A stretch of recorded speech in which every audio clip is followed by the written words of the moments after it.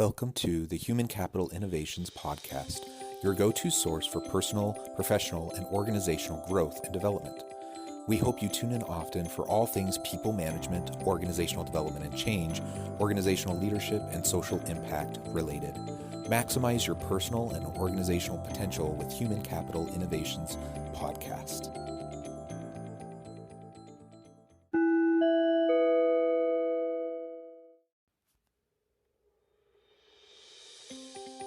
Welcome to the Human Capital Innovations Podcast. In this HCI podcast episode, I talk with Dr. Keith Merron about the qualities of remarkable leadership.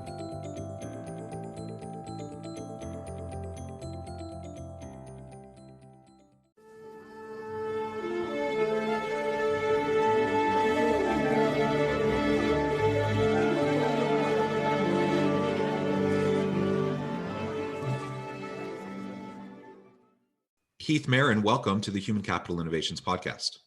Thanks. It's nice to be here.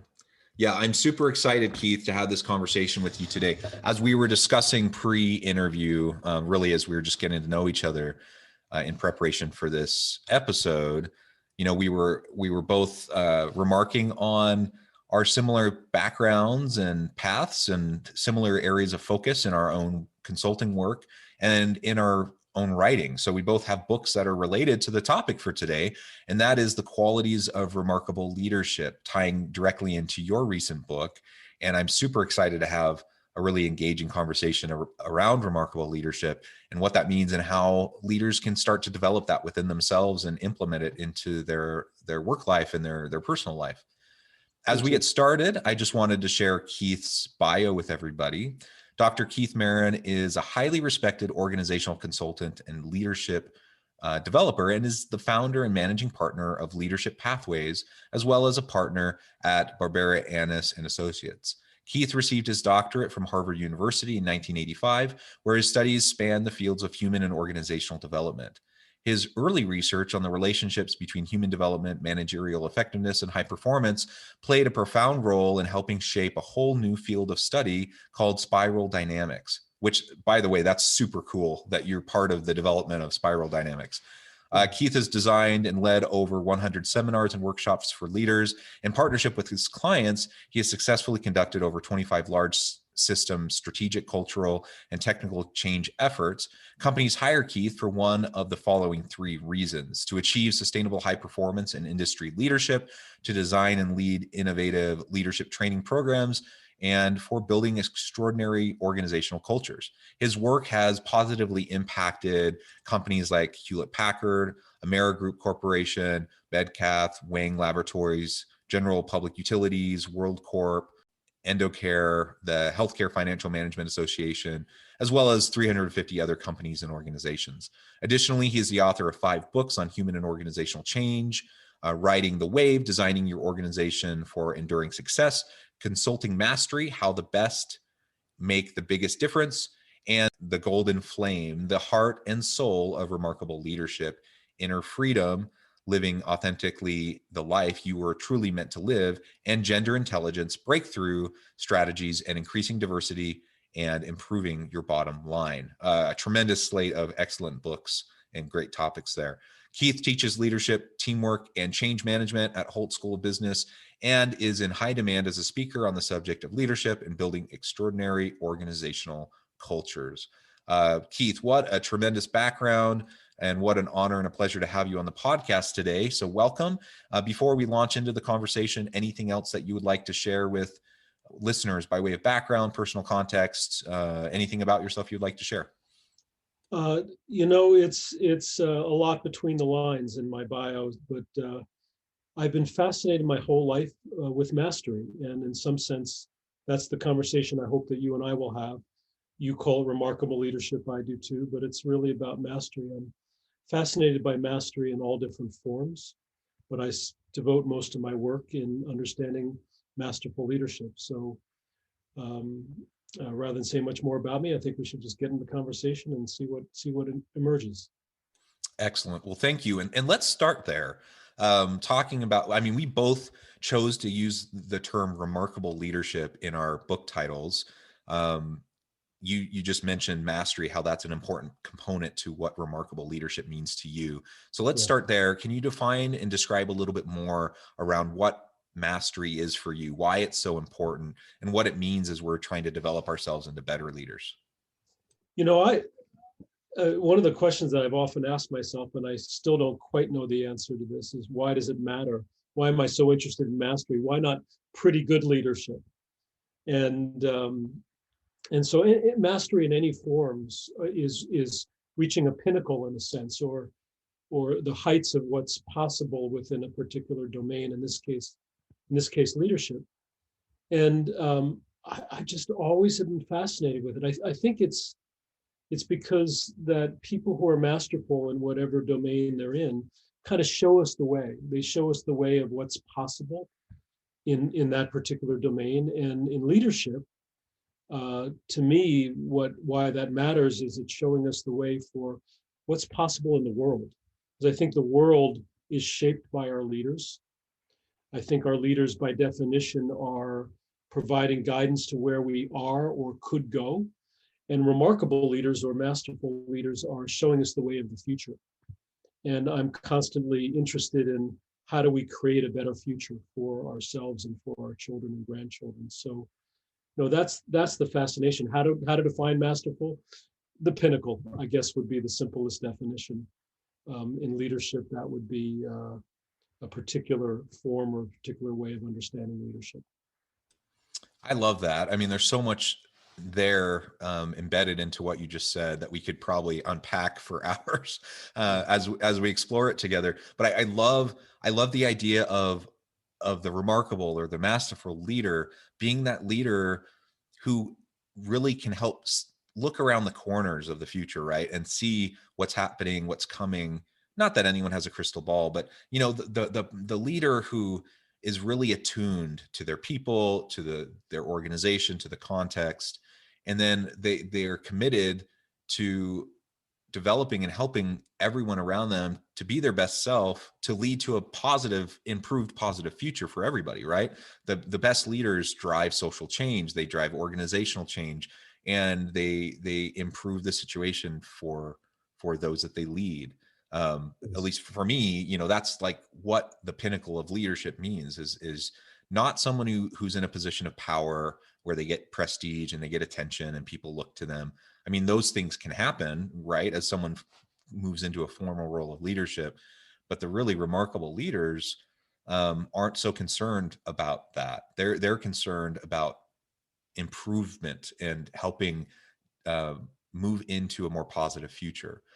Something else that you said that I really liked there was, as we're thinking about our personal mastery, trying to maximize and really become our best self. I think that the remarkable leader is one who, as you said, hits the pinnacle. But it's not just them striving to hit their own personal pinnacle. It's them trying to help their people develop into their pinnacles and helping their organization develop. Um, and Yes. so the act of remarkable leadership requires like consistency, persistence, doggedness. It requires courage because, frankly, a lot of organizations, most organizations, don't actually like. There's all sorts of mechanisms to thwart change. The way, I mean, bureaucracies exist to maintain the status quo, and so anytime you have a forward-thinking leader, they're pushing up against that, and they have to be persistent, and they have to be willing to and courageous to and willing to fight those battles that frankly are not fun battles to fight, but they do it not for themselves. They do it because they know it's going to make the organization better. It's going to improve the lives of their people, the lives of their customers, all of that. So we could continue. I could share more about kind of what your comments just triggered in my mind, but that's at least a start. I think there's a lot embedded in what you just said. I think that's right. And you almost took the words out of my mouth. One added thought, and I just think it's a meaningful distinction. If you ask a lot of people what is good leadership or great leadership, or how you define leadership, they would say something like leaders get stuff done through others. And that's a classic definition. I think it's true. You've got to inspire others to get the work done and get the work done well. But then when you ask the question, what is great leadership? And I think you start to explore the opportunity, or great leadership has something to do with helping people raise their game to a new level that they otherwise wouldn't have gone before. So it's seeing new sights, seeing new vistas, going beyond that which we've done, raising our game. That to me is fascinating. I'm reminded of Tiger Woods, who many know, and whether you like him or not, or whether you respect him or not, he certainly raised the game of golf by virtue of his ability to do things that others didn't do, his persistence, his diligence. And then you can see a whole wave of golfers who say Tiger Woods was my inspiration. He inspired people to hit the ball further, hit the ball straighter, putt better. I mean, he's an example of a leader, even though he may or may not have saw himself that way. And so in the business realm or in the organizational realm, I'm interested in people who do the same thing, to see things that they otherwise couldn't see. Yeah. And to your point, we all can be leaders, and leadership is not reserved for people in formal positions within an organization, right? Like you have the CEO, you have the C-suite, you have VPs and middle managers all the way down the line. All these people have roles, they're leaders, right? But Tiger Woods was clearly a leader. He changed the game of golf. How many people can say they've changed an entire generation of something, right? Like an entire generation of golfers. We all can be leaders. We all can be change agents. And so it's a matter of embracing that potential that each of us has, and then leveraging it, and to your point, then helping develop others so they can come after us and even surpass us. I've talked about it before on the podcast, but there's a Korean proverb. I've spent quite a bit of time in Asia, and I lived for about 2.5 years in South Korea. So learning the language and learning a lot of these parables and proverbs. One of them that I really love is this one that's called "Bluer Than Indigo," based on Confucius and Buddhist principles. The general idea here is, if you think about Asian culture and the deference given to authority and to your elders and to your teachers, right? They really give a lot of respect to those people. And so you look at someone as your master, they're your master teacher, right? That's indigo. Indigo as a color is the deepest, most vibrant color of blue that you can imagine. And so this whole idea of bluer than indigo is that master teacher, that master leader, that their whole purpose is to develop their pupils, those they lead, to become bluer than indigo, or even more vibrant, more deep of a blue, even better than they are, right? And that's a remarkable thing, to think that we can help maximize our own potential and then help others come behind us with no thought to our ego, no thought, to the insecurities that people often have when they have a protege who's surpassing them. Nothing like that. You're not worried about that. You're just trying to help people maximize their potential. That's what I see as a great leader doing, even whether they know it or not.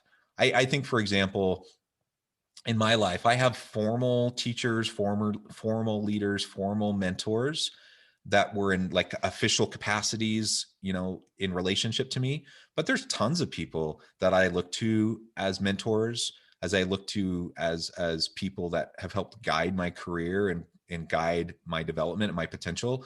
A lot of them probably don't even have a clue that I look to them. Just like many golfers, look to Tiger Woods, when they were children, and now you have this whole generation of golfers. He doesn't know. I mean, now he probably knows some of those people that are really good, but he didn't know any of those people, yet he was a powerful influence on them. And so I that's a powerful thing to me, that the opportunity we have as individuals to make that kind of a difference in the world. I think we shouldn't let that opportunity go by without, doing everything we can to make an impact.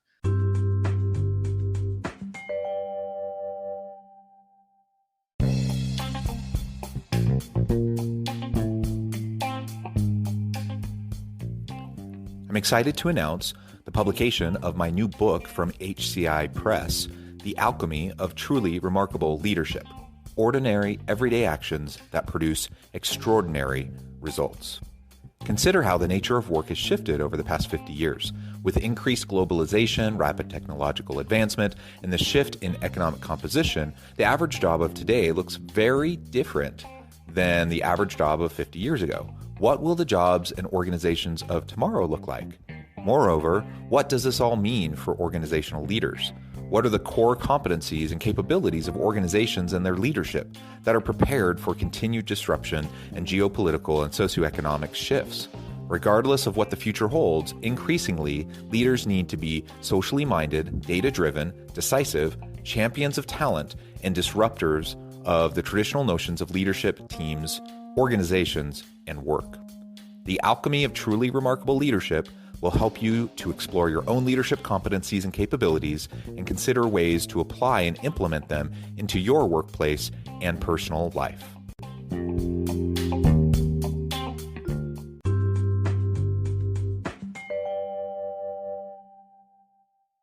So, Keith, I'm wondering if you can start to walk us through a little bit what some of those qualities are. I mean, some of it is probably already come up in what we've been discussing, but what are some of those qualities of remarkable leadership as you have defined it?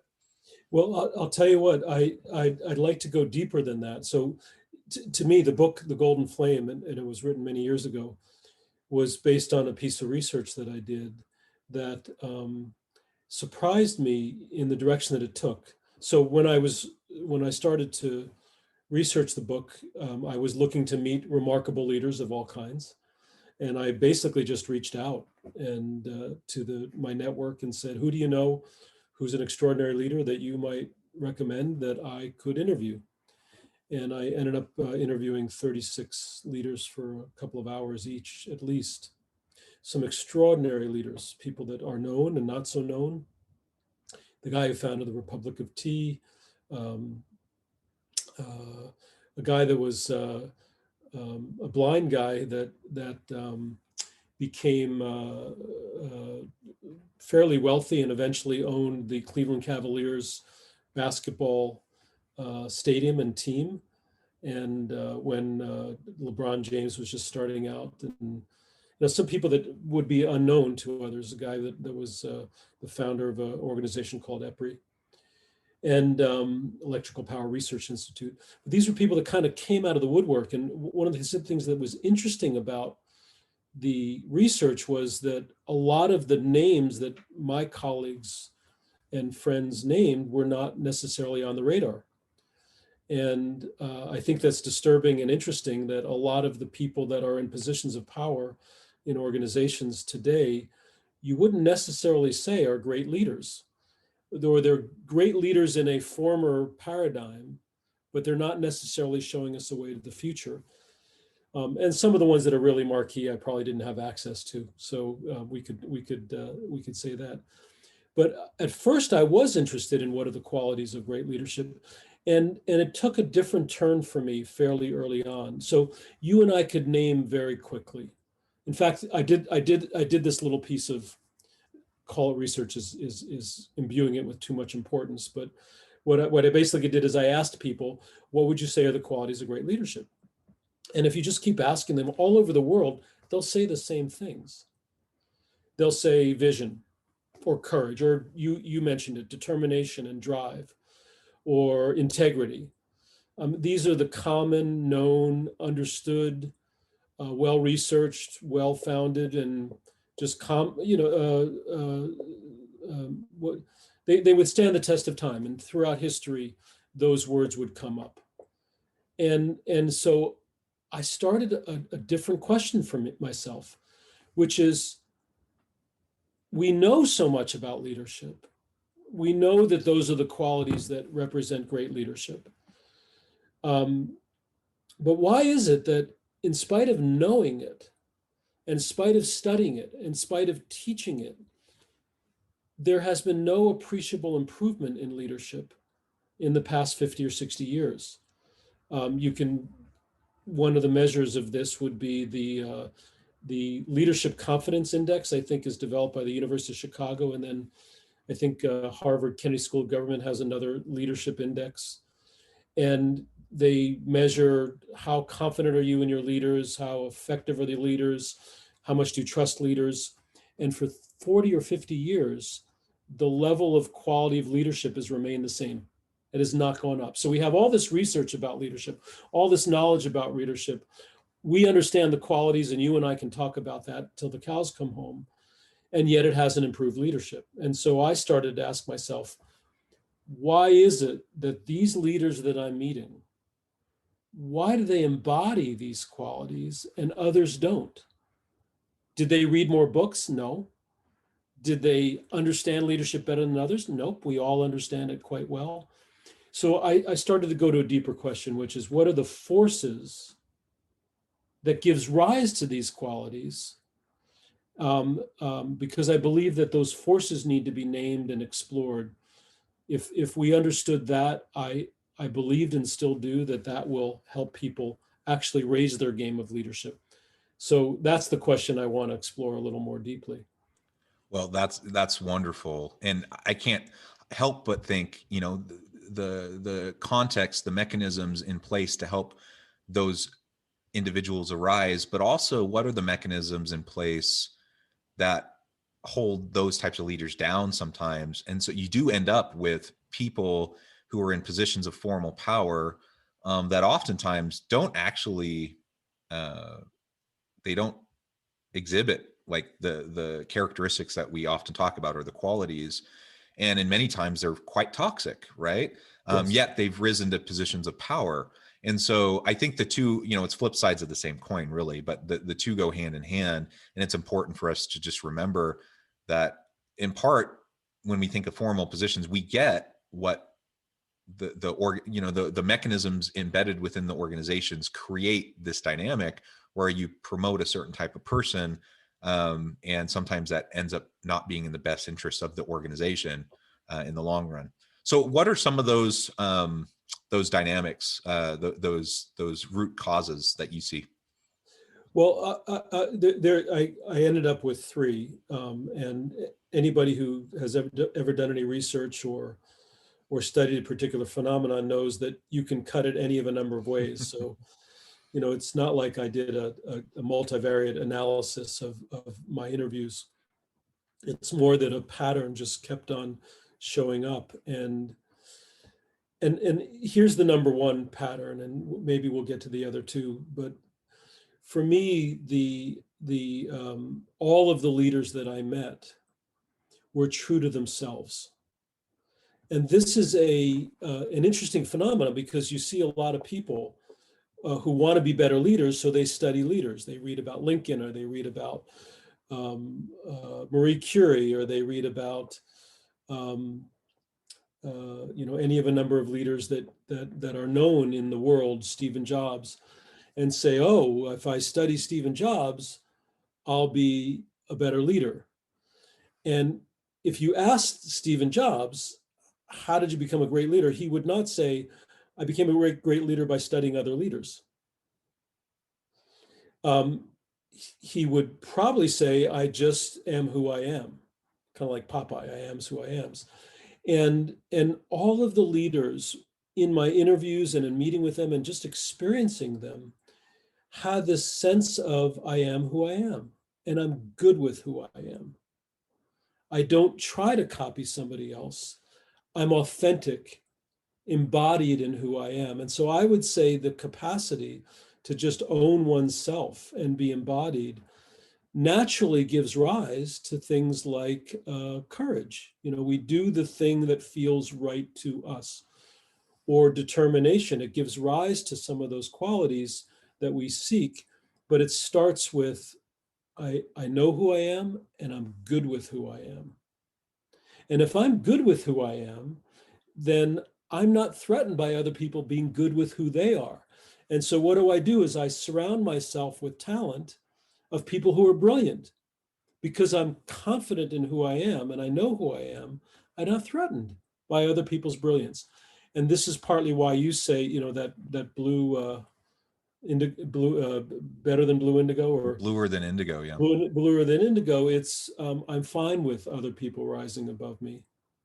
I'm not threatened by it because of my ego strength and my solidity. I think that's the number one, embodying oneself. And then the corollary is being good with oneself. I am who I am, and I'm good with who I am. So there's the two out of the three. Well, yeah, I completely agree. I think that's wonderful. And there's lots of work out there talking about authentic leadership and being your whole authentic self. I think that's super important. And it's really, I completely agree. You can't disconnect it from truly remarkable leadership, from reaching the pinnacle of leadership. And everyone's different. They have different talents. You can't be just like a Steve Jobs or an Elon Musk or whatever. Even if we say, though, that can be debated and argued, about their characteristics and like what made them or a great leader or not, whatever. But let's say we say they're the pinnacle. Well, I'm different. I have different personality. I have different skills. I have a different background and worldview. Like, I have to be genuine and authentic to myself and do act within that context. And as I do that and I learn more about myself and I am more comfortable with myself, like you said, we get past the insecurities. And it's human nature. We all have them. And it's something we all have to deal with our entire lives. We all have our own biases that we have to try to uncover. But over time, as we do that work, we become true to ourselves. We become more authentic. That puts us in a place where then we can work with people in such a way where we're not threatened by them, and we can help them develop to their truest capacity. And that helps us develop to our fullest capacity as well. Yeah. There's a beautiful humility in all that, to me. And, when you think about the quintessential leaders, they often appear arrogant. They appear, very charismatic and full of who I am. And it's an interesting corollary. The people that I met, with only a couple of exceptions, were not full of themselves at all. They were extraordinarily humble. So here you have this paradoxical mix of I'm good with who I am, I'm confident with who I am, but that doesn't translate into arrogance. There's actually humility about that. And I know that I'm not brilliant, or I'm not great, or I'm not great at all things. And I know other people are superior than me in many ways. And so I welcome that in my mix. And that's the kind of leader. I'm reminded a little bit of was it Oppenheimer, the guy who was the famous leader of the atom bomb project in the 40s. He was brilliant, but his greatest brilliance was bringing and attracting other brilliant people in a mix where they can share and explore and learn from each other. That's the height of leadership to me. It's where one's brilliance doesn't shadow everybody else, but causes everybody else to rise, which is what we defined at the beginning. Yeah, absolutely. Well, Keith, this has been a really fun discussion, and we've really only just scratched the surface. I think we could go on and on with this, but our time is drawing short, at least in this iteration. I'd love to have you back on to continue the conversation. Before we close today, though, I just want to give you a chance to share the last word and share with listeners how they can get connected with you and find out more about what you're up to. Yeah, well, just go to my website, leadership-pathways. There's a hyphen between leadership and pathways.com, or you can always just Google my name and you'll see all kinds of stuff. As an author, I'm very public. And I do want to do a little bit of a pitch. My most recent book is called The Art of Transformational Coaching, and I work with coaches, helping them help their clients transform. That book is I think is my current favorite book about extraordinary coaching. And I also have a workshop that I lead to help people become better and better coaches, to become transformational coaches. So check out artoftransformationalcoaching.com and you'll learn about that workshop. And thank you so much for giving me a chance to plug a little bit. I tend to be shy about that, but happy to, if invited, happy to do a little plug. I understand. And I do appreciate it. Well, thank you, Keith. It's been a real pleasure talking with you today. I encourage listeners to reach out, get connected, find out more about what Keith can do for you and your organization, and check out his books and his most recent book. And as always, I hope everyone can stay healthy and safe, that you can find meaning and purpose at work each and every day. And I hope you all have a great week.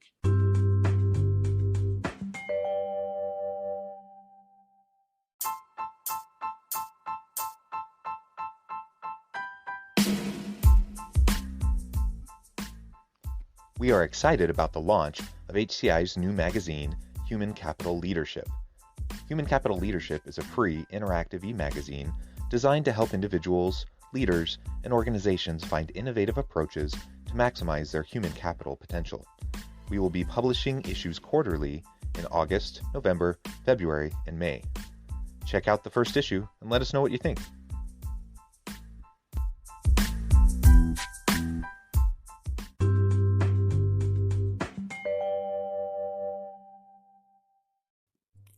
Thanks again for joining us for this episode of the Human Capital Innovations Podcast. I hope you stay healthy and safe and that you have a great week.